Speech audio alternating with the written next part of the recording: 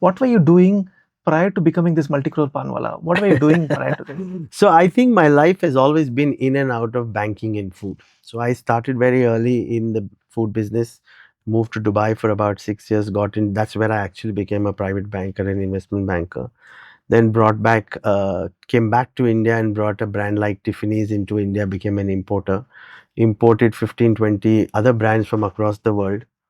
2012, sold that business with an investor, went and set up another state-of-the-art manufacturing facility in Sri Lanka where we made the world's first automated nacho chips and popcorn line.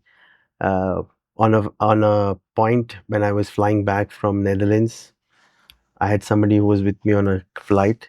We got talking, and he decided to buy my company. So I sold that in Sri Lanka. Took a break for some time. Then, since I understood banking, I went and joined JLL, and I was heading their capital markets, which is nothing but fundraise and land business. And then I was suffering from the gut inflammation that I mentioned, and I started eating Paan. In 2019, I went and started Betel Leaf Company. What it's like to work with a spouse in the business? Any advice for people trying to look on the same lines? Yeah, so working with a spouse in the office is always challenging. But the thing that I personally do, and I'm lucky that my wife also does the same thing, is that we draw a very clear line that when we enter office, we're two co-founders slash two colleagues. We have two separate official mobile numbers. Official communications happen on those mobile numbers. We follow our decorums of roles that we follow in the organization. And the other most important thing that we do is when we leave the office or when we come back home, we don't discuss office at home. So I think it takes a lot of discipline if you have to have your spouse working with you in the office in whichever capacity, as a founder, co-founder, partner, etc. Got it. And what has been the most rewarding aspect of your professional journey uh, at a personal level? I think the most rewarding for me has been that every time life threw a challenge at me, I learned something. And if I want to put it, whether it's manufacturing, whether it's trading, whether it's fundraising, whether it's product development, I think every particular aspect has been very, very rewarding. What is the most rewarding was when somebody picked it up and said, "Do you give a wet wipe? I mean, why do you give a wet wipe?" And this is the most thought provoking. So I think in all what I have built, the smallest thing became the most rewarding thing. What have been biggest setbacks or failures in your personal life, if you want to talk about it? So I don't think I've had any setbacks and failures because life will throw challenges at you. If you ask me, have I had a challenging situations? Have I had multiple roller coaster situations? Answer is yes. But would never consider any of them as setbacks. I would always treat them as opportunities. And somebody had told me not now many years back that when you have a setback, there are two ways to look at that setback. That, oh shit, why is this happening to me? Or you look at it as a high jump.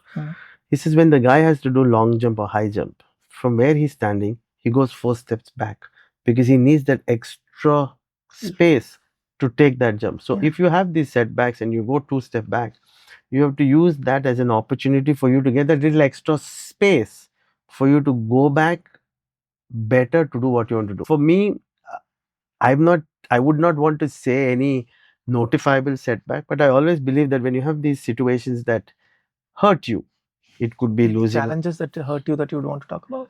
So I think the reason I built Betel Leaf was, or this time when I built Betel Leaf, I built it to build a brand was because in the past when you work with different brands as a distributor, as a collaborator, as CNF or however you can be in the food space, like when you import products from all over the world, etc. What we've realized is that you're not the controller of the brand. The day that guy sees your business is doing well, or you've built the business for him, you've built the market for him, they will find excuses to come in, replace you, because he's suddenly realizing, "Okay, this guy is making so much of money or so much of fame on my product. So I think more than setbacks, the learnings were you need to be the driver of your car. You cannot leave the steering in somebody else's hand and hope that he's going to follow all your instructions. So, okay, so what personal habits or routines do you follow that helps you stay productive and focused? Yeah, I think that's a very, very good question. And I tell everybody that you need to be fit. And one thing that I follow for the last 15 years is I play badminton at least 4 times a week. Wow.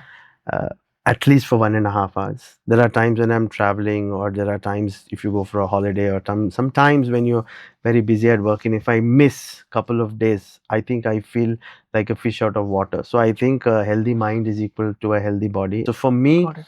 exercise is the core for my mind to perform the way it performs. Is there a book that has changed your perspective on life, be it business or personal life? Yeah. So, my wife reads a lot of books.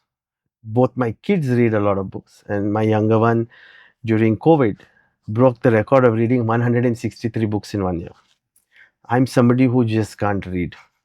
But yes, in the early 2014, there was one point where some things didn't go the way it should have gone professionally. Okay. And that was during my exit of my previous Sri Lanka business.